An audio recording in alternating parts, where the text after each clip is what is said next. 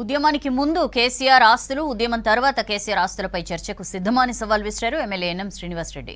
ఉద్యమం సమయంలో కేటీఆర్, కవిత ఎక్కడున్నారని ప్రశ్నించారు. ట్యాపింగ్ కేసులో దోషులపై కఠిన చర్యలు తీసుకుంటామని చెప్పారు. ఒక్కొక్కరిగా బాధితులు బయటకొస్తున్నారన్నారు ఎన్ఎం.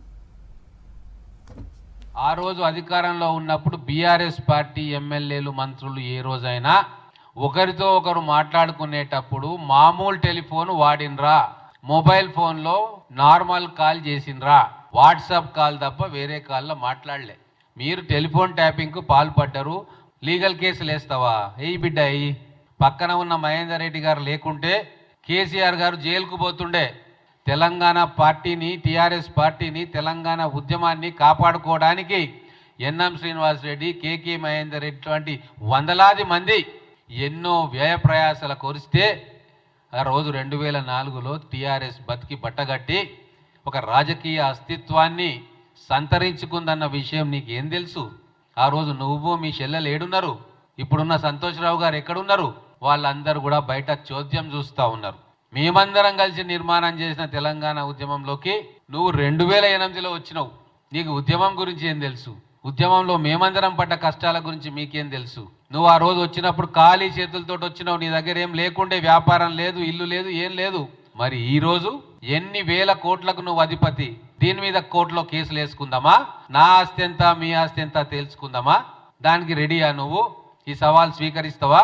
మీరు ఇండియాకు వచ్చినప్పుడు మీ పేర్ల మీద ఉన్న ఆస్తులన్నీ, ఇప్పుడు మీ పేర్ల మీద ఉన్న, మీ కుటుంబ సభ్యుల, మీ బావలు బావమర్దుల పేర్ల మీద ఉన్న ఆస్తులన్నీ తేల్చుకుందామా కోట్ల? ఇష్టం ఉన్నట్టు ట్వీట్లు పెడితే సహించడానికి ఇది ఎడ్డి తెలంగాణ, గుడ్డి తెలంగాణ కాదు, మేల్కొన్న తెలంగాణ, మిమ్మల్ని బండకేసి కొట్టిన తెలంగాణ. కాబట్టి ఇక నుంచి అయినా పిచ్చి పిచ్చి ట్వీట్లు మానండి. మాకు ఇంగ్లీష్ వస్తుంది నీకంటే బాగా, మేము కూడా ట్వీట్లు బ్రహ్మాండంగా చేస్తాం. మీ గత చరిత్ర అంతా తవ్వుతాం. జాగ్రత్త బిడ్డ కేటీఆర్ గారు. ఇలా ఈ రాష్ట్రంలో ఫోన్ ట్యాపింగ్ ద్వారా శాశ్వతంగా కేసీఆర్ గారు, వారి కుటుంబము తెలంగాణ ప్రాంతాన్ని పరిపాలించాలి. ఈ ప్రాంతంలో ఉన్న ప్రాథమిక హక్కులను, పౌర హక్కులను, ప్రజాస్వామిక హక్కులను, చట్టాలన్నింటినీ కూడా తుంగలో తొక్కి వాళ్లకు ఇష్టానురాజ్యంగా మలుచుకోవడానికి ప్రయత్నం చేస్తుందని తేడా తెల్లమైంది. అలా ఇవాళ ఎప్పుడైతే నేను నా మీద కూడా ఫోన్ ట్యాపింగ్ జరిగి ఉండొచ్చు, నేను గట్టిగా విశ్వసిస్తున్నా.